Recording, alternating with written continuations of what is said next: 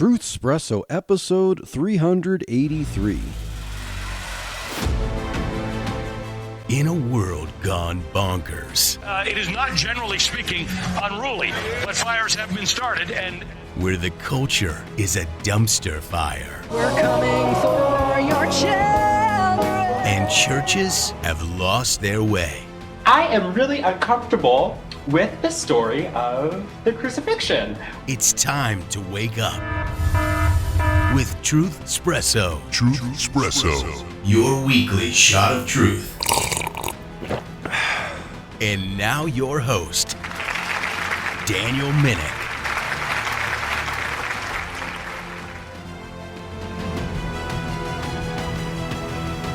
Well, hello there, friends, family, foes, and of course, lurkers alike. This is Daniel Minnick, your host for yet another exciting episode of Truth Espresso, continuing our series going through the Book of Mormon, and we are going to have the distinct privilege this episode of closing out the Book of Alma in the Book of Mormon.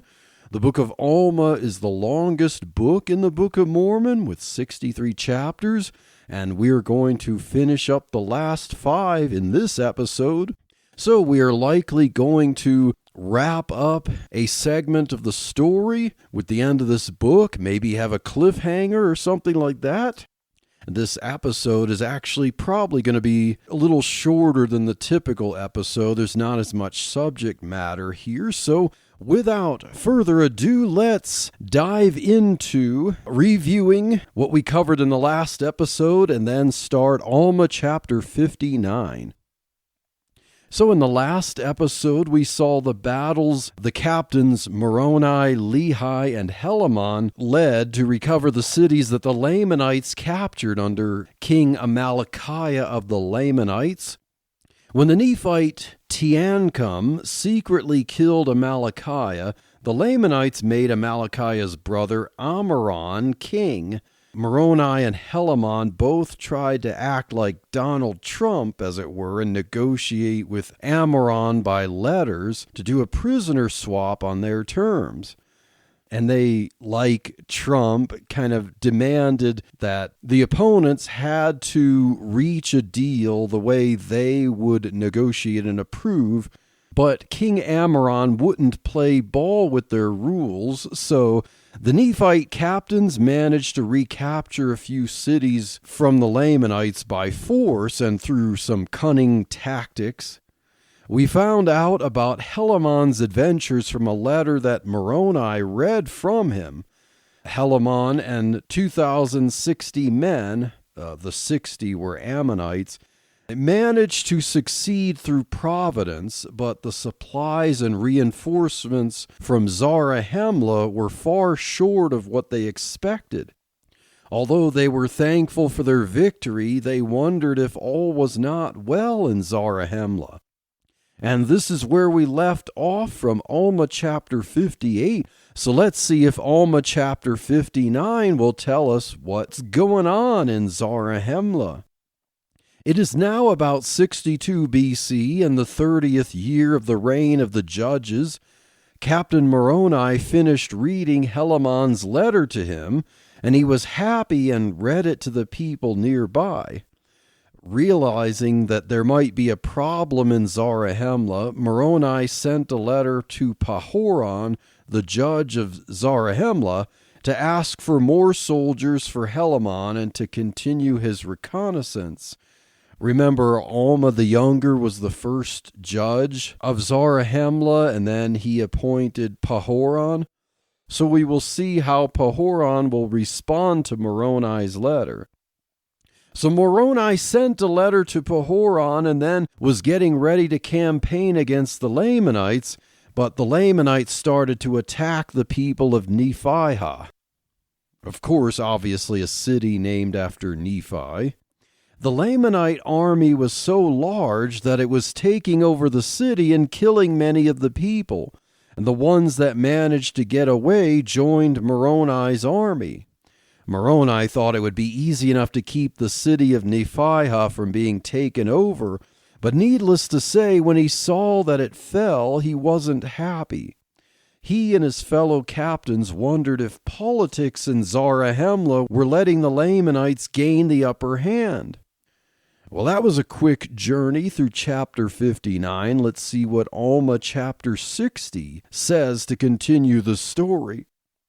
So Captain Moroni wrote another letter to Pahoran, governor-judge of Zarahemla, basically saying, "What gives? I asked for more soldiers for Helaman and myself, and we're all weak and hungry waiting for help. But we can endure all that if we weren't also seeing the Lamanites kill fellow Nephites and take over cities. Care to explain this?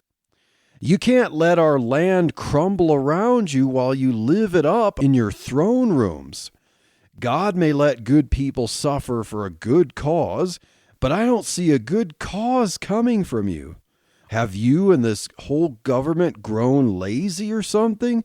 If we had the help we asked for, we might have spared some lives.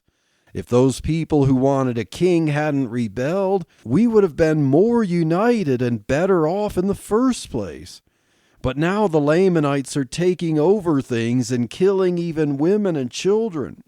I don't know what else to say. Are you really on our side? Or are you living it up there in the government that you're not paying attention?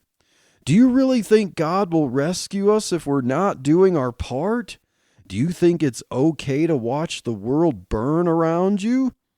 Now, I want to note within my kind of paraphrase and summary here that in verse 23, the Book of Mormon records Moroni writing this, quote, "Now I would that ye should remember that God hath said, that the inward vessel shall be cleansed first, and then shall the outer vessel be cleansed also," unquote. Now, I think this idea clearly borrows from Matthew 23, verses 25 through 26, and Luke 11, verses 39 through 40, where Jesus pronounced the woes on the scribes and Pharisees for being like vessels that are washed on the outside, but dirty on the inside. I just figured I'd kind of note that because in the course of these episodes, I'm kind of in the business of pointing out things that I find that are borrowed or plagiarized from the New Testament, written in the Book of Mormon in parts that are allegedly before the New Testament. So anyway, Moroni continues his letter by basically saying, "Guys, it's time to repent of this and do what I asked for us. We're doing our part for freedom fighting here. You do yours. If you don't think that's important, I will find anyone there who values freedom, and we'll fight you if we have to. I will wait a little longer for support. If we don't get it soon enough, we'll go there and remove you from office. I'm saying all this because God's commandments require it. I'm not saying this for power for myself, but to stop bad power from rising." So that was Alma chapter 60 with Moroni's letter to Pahoran, governor-judge of Zarahemla. So now let's move on to chapter 61 and see what happens after that. So as we would expect, Moroni now gets a letter back from Pahoran to see if he explains himself. So Pahoran basically wrote, "I hear what you're saying, and I don't like it either. All is not well here. A faction of king men gained hold here and persuaded many people to follow them, and I escaped to the land of Gideon to get away from them. They set up a king in Zarahemla who agreed with the king of the Lamanites that we can keep Zarahemla, but that the Lamanites could take over the rest of our land. So I know you wrote harshly to me, but I completely understand, and I agree with you, and I'm trying to hold things together here." Now, I want to point out once again something that I think comes from the New Testament. So, of course, in verse 9, Pahoran wrote, quote, "My soul standeth fast in that liberty in the which God hath made us free," unquote. Now, if you listen to the last episode, we saw something written similarly. And once again, as I said then, I will say now, this plagiarizes from Galatians 5:1, where the Apostle Paul wrote, "Stand fast, therefore, in the liberty wherewith Christ hath made us free." This is so far the third time in the Book of Mormon that I have seen Galatians 5:1 plagiarized. So I expect there possibly could be more. Now, Pahoran continued to write in his letter something like, "We're willing to suffer fighting the Lamanites if that were right. We're willing to fight our own treasonous people if that were right. We're willing to face bondage from the Lamanites if we knew that were the right thing for now, but we're trusting God will deliver us. Now, if you could pretty please come here with some of your army to help out, that would be lovely. If we can reclaim Zarahemla for the right cause, we could better supply and equip your armies to fight the Lamanites." Now, I want to point out in verse 21, Pahoran wrote, quote, "For God will deliver them, yea, and also all those who stand fast in that liberty wherewith God hath made them free," unquote. So there, now we have 4 verses from the Book of Mormon so far plagiarizing from Galatians 5:1. Looking for strategies that will help you engage in meaningful conversations with members of the Mormon Church? Well, if so, take a look at Sharing the Good News with Mormons, a new book produced by Harvest House Publishers and edited by Mormonism Research Ministries' Eric Johnson and Sean McDowell. Sharing the Good News with Mormons includes 24 helpful essays from 24 Christian apologists, scholars, and pastors. Pick up your copy at the Utah Lighthouse Bookstore or order directly from mrm.org. And that ends chapter 61, so let's go on to chapter 62.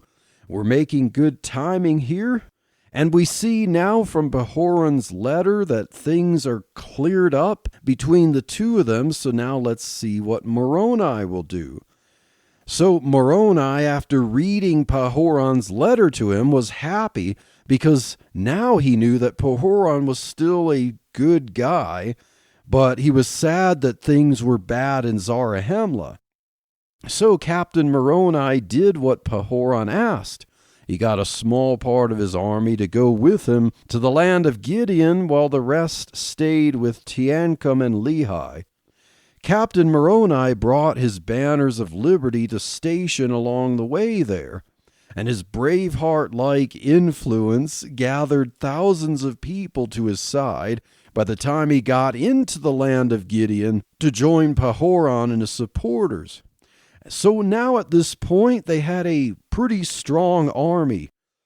The king of Zarahemla that the kingmen had chosen, we find out, was named Pachus, Pachus. The army of Moroni and Pahoran was much stronger than King Pachus's army. So as we would expect, the army of the freemen killed King Pachus and captured his soldiers and took over Zarahemla and put Pahoran back over the judgment court. And those who were traitors by trial were executed. And all this happened to end the 30th year of the reign of the judges. I guess King Pachus's brief reign didn't count to reset that calendar. So at the beginning of year 31 of the judges, Moroni then had the access he needed to send supplies and 6,000 men to Helaman. And he got another 6,000 men and supplies for the armies of Teancum and Lehi. It was now time for the originally planned attack to take back the city of Nephite. Success was on their side. On the way to Nephite, they killed a bunch of Lamanites and persuaded the remaining 4,000 Lamanites to swear no longer to attack the Nephites.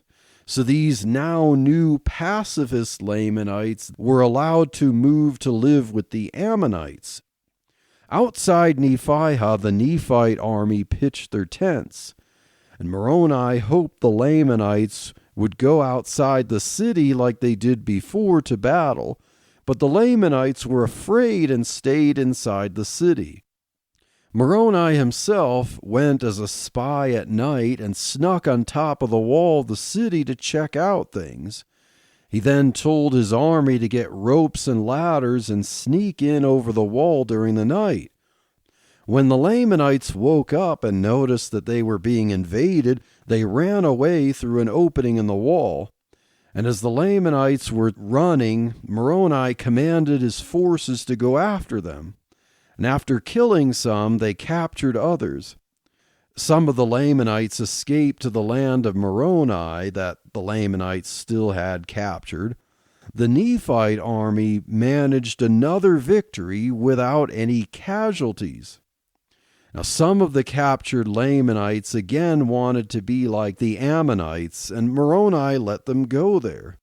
Those new Ammonites became farmers like the rest of the residents there, so there were fewer prisoners that the Nephites had to deal with.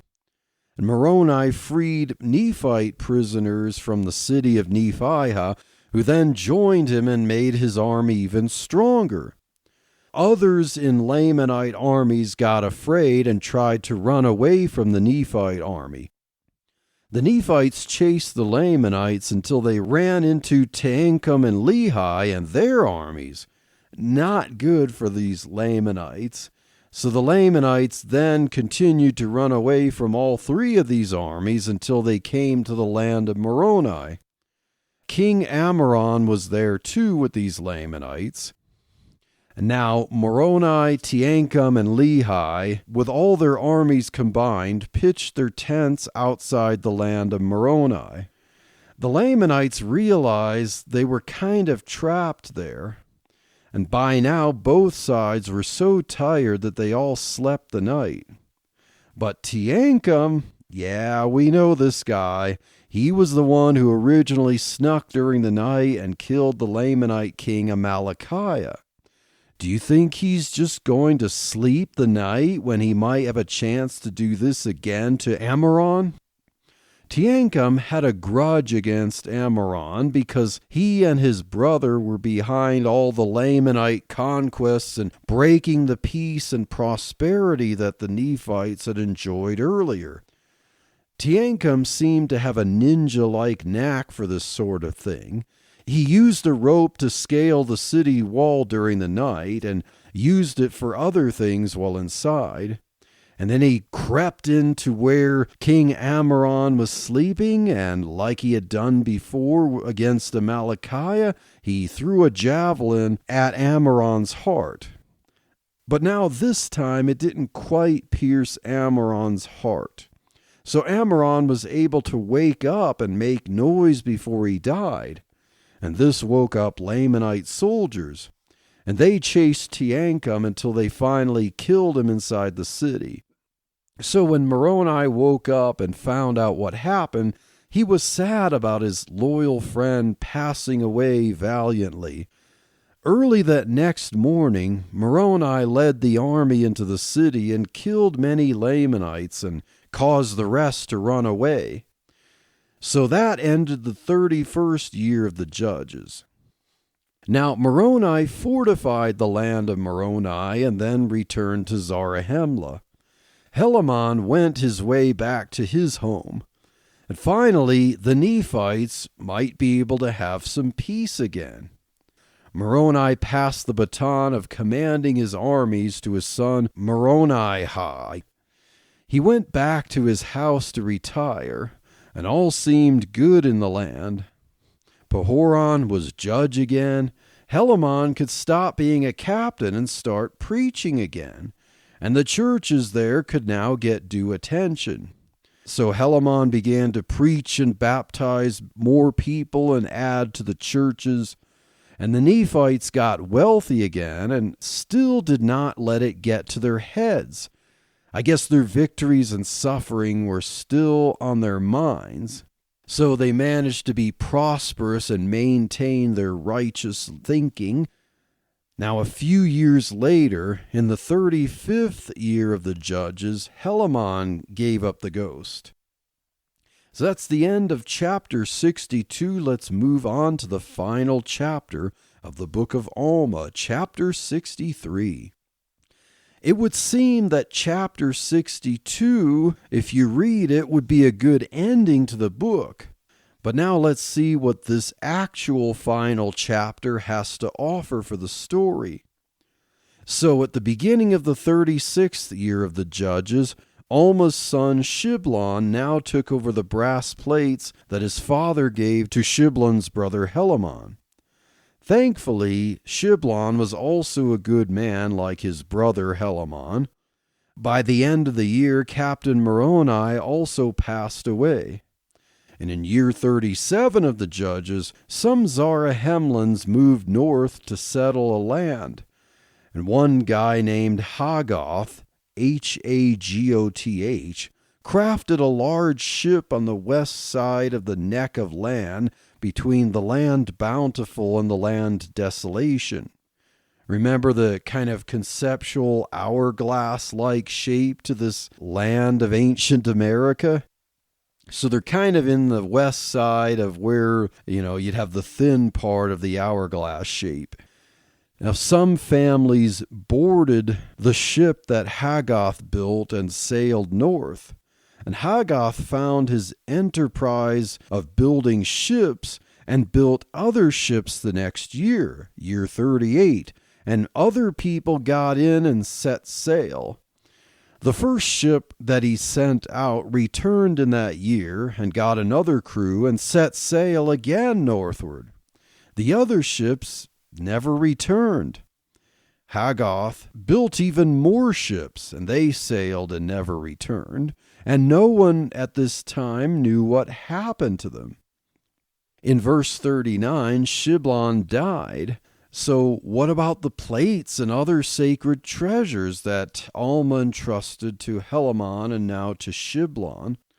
And Shiblon's brother Corianton happened to be one of the members on one of the ships that had never returned. So before Shiblon died, he gave the inherited things to Helaman's son, who was also named Helaman. So, like Alma the elder having a son named Alma, who we call Alma the younger, we now have a Helaman the elder and a Helaman the younger. During this year 39 of the reign of the judges, some Nephites defected to the Lamanites. And some Lamanites led an army to take over the land of the people of Moroni. So the book of Helaman is not about Captain Helaman, the son of Alma the Younger. It's about Alma's grandson now. It's about Helaman's son Helaman that will start about 52 BC. The book of Helaman continues the story basically where the book of Alma leaves off. So this ends the book of Alma, some mysterious statements about ships now sailing off and being never heard from again, and that ends this episode of Truth Espresso.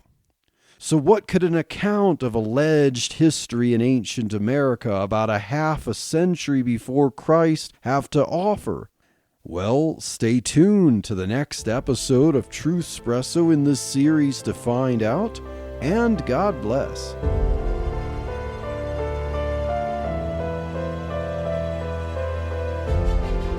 Thank you for listening to this episode of Truth Espresso. Be sure to subscribe and rate it on your favorite podcast app. Truth Espresso is a member of the Christian podcast community. Check out other great faith-building shows at christianpodcastcommunity.org.